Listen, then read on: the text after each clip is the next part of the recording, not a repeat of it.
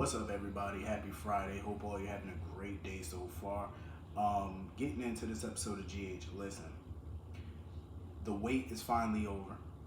I feel like it was somewhat worth the wait. It was a long wait. But you know what?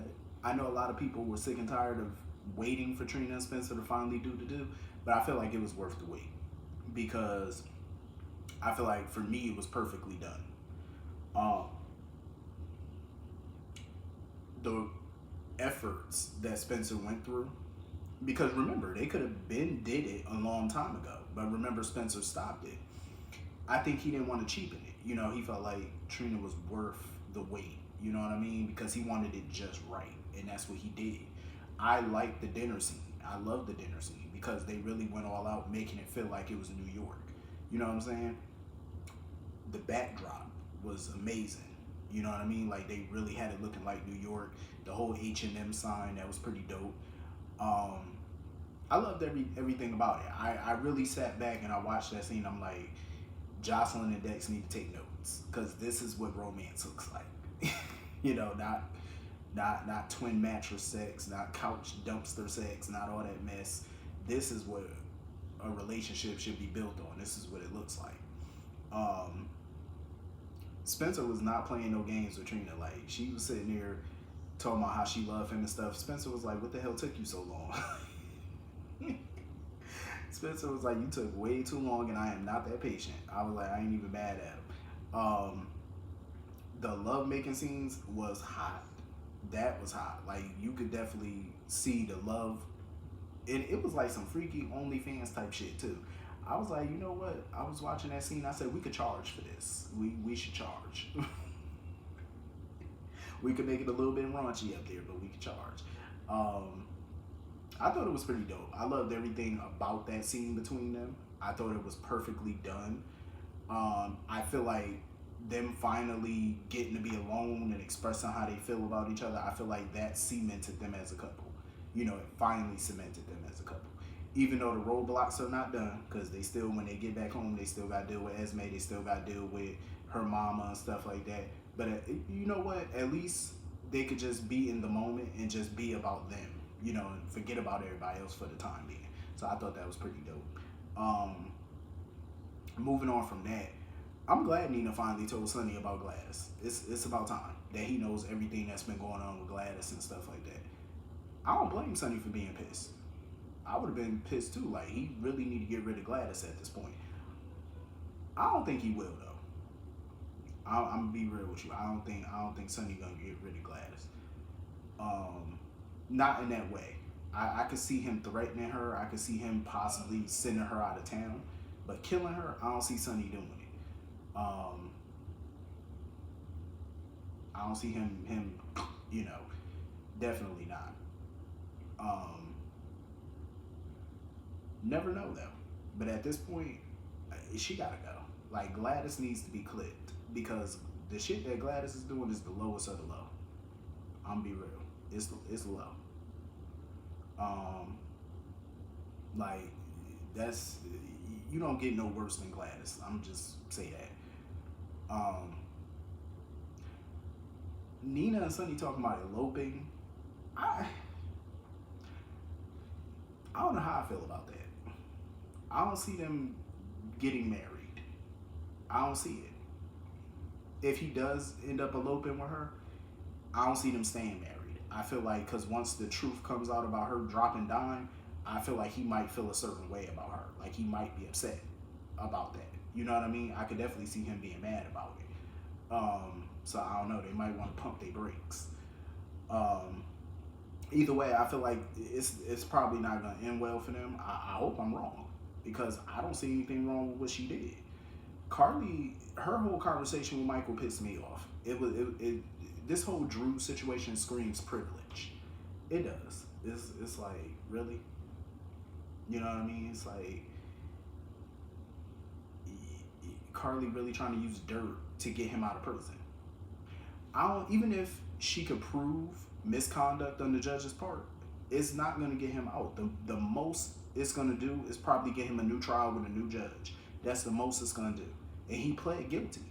You know what I mean? Like he went to prison all on his own. He chose to accept the plea. That was on him. So I don't see how she gonna get them out. Even Michael tried to warn her, like, even if you blackmail the judge, it may not work. You know, it may not be enough. But what pissed me off even more was they want to write a smear campaign on this judge. Like, they pretty much want to write it up in the paper and stuff like that, and they want to use Alexis to do it. And what sickened me even more was Carly talking about, oh, well, she not going to do it because that's not her style or whatever, then I know who she'll do it for. I really hope they're not going to try to use Scout as a weapon to guilt Alexis into doing this. I really hope not, because that's foul, for one. He's in prison because he's guilty. You know what I'm saying? Like, he knew what Carly did and he kept it a secret. They conspired to keep it a secret, so that's what he's guilty of. So her trying to get him out of this is just stupid at this point. And the shit that Michael said really bothered me because it makes me feel like they definitely enable Carly BS. When Michael was like, oh, this is not your fault. This is the fault of the person who snitched. It's not a crime to report a crime. I mean, granted, Nina was vindictive when she did it, but who cares? He still committed a crime. Him and Carly committed a crime, so how is it a crime to report one? You know what I mean? Like, I could see them, you know, using their privilege to try to make Nina to be the scapegoat, even though Carly guilty. You know what I'm saying? Her and Drew are guilty of this. But of course, they're going to try to use the person that tipped off the SEC as a reason, you know, to be angry. It's stupid. So anyway, moving on from that. Drew was a part of this episode, unfortunately. Drew really irked my soul. Like, Drew sitting there talking about telling Willow to tell him about Wiley and T-Ball. That's the first thing he worried about when he wakes up is her child. What about his? Why is he not asking about Sam and Scout and stuff, and why Sam not allowed to be at the hospital? Carly got to see him. Willow sitting by his side. Why Sam can't visit? I can understand why Scout isn't there because Scout shouldn't be seeing him like that. But how come it's fair for Willow and Carly to be able to visit, but Sam probably don't even know nothing about this? And he's not even asking about his daughter. Like, Drew continues to just annoy me. Like, seriously. Like, if Deadbeat Father was a picture in the freaking paper, you will see one of his faces up there on a list of others. So anyway, I definitely feel like that little cryptic dream that Willow had about Harmony definitely was Harmony's way of trying to warn her about Nina. I think that's what it was. Because I can't think of any reason for Harmony to try to warn her about somebody. Oh, don't trust this person. Who would she not trust? Unless she trying to tell her not to trust Nina. It's going to be a hot mess when this secret come out. And that's why I ride on Nina. I ride on Nina's side on this one because it's just like, they're guilty. Who cares? Who snitched? It doesn't really matter. Doesn't matter. You're guilty. So anyway, moving on from that. OM freaking G.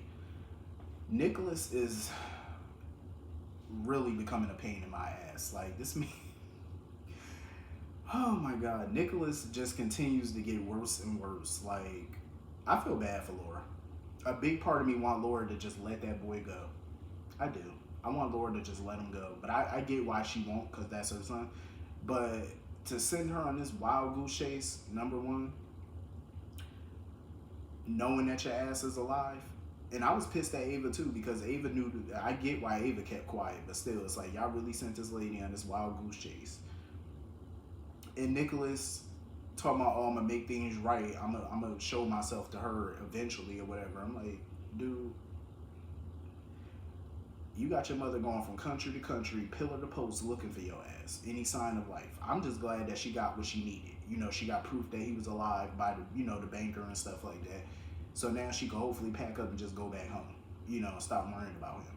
Because she's needed in PC right now. That's what she's needed.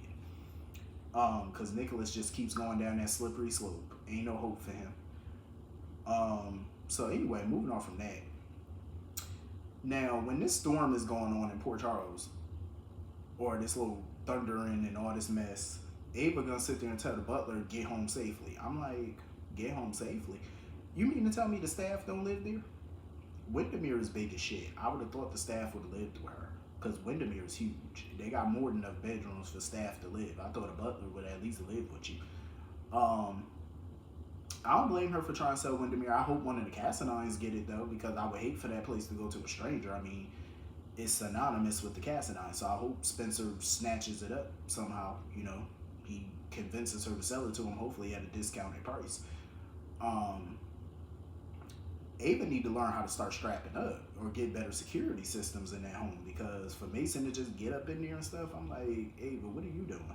That fireplace poker ain't gonna work every time. Like, you need a strap.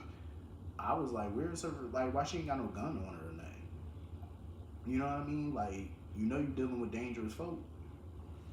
I mean, I understand she don't know that, you know, Cyrus pretty much put a hit out on her, but still, I would have had me a little rat-a-tat-tat sitting next to me. Because Mason and Cyrus at this point is not playing. And now it look like they done kidnapped her ass. I'm like, Ava, you gotta find a way to get up out this mess. Quick, fast, and in a hurry. Find a way to get on up out of it. So anyway, moving on from that. I'm gonna be honest. I don't really care for Liz and Finn. I really don't as a couple. I mean, I'm happy for her that she finally got a dude that actually, you know, cares about her and ain't looking at nobody else but her. But I just don't feel any real chemistry between them. I don't see no real chemistry between them. Like, it's not like, you know, like you light my fire kind of chemistry. You know what I mean? It's like, I just see them as friends. That's all I see. And now staff at the hospital starting to notice something going on. Like, because Liz was bugging. Getting in that shower room, him fully clothed. I'm like, what is wrong with you? You can't be getting them scrubs away. I was like, hell no. Liz need to get up out of there. But yeah, I'm like, I just don't see that chemistry between them like that. I just see them as buddies. That's how I see it. So anyway, that's pretty much the whole episode. Hit the comment section, let me know what you all thought, and I will see you all Monday. Hope you all have a great night. Hope you have a great weekend. See you all Monday. Peace.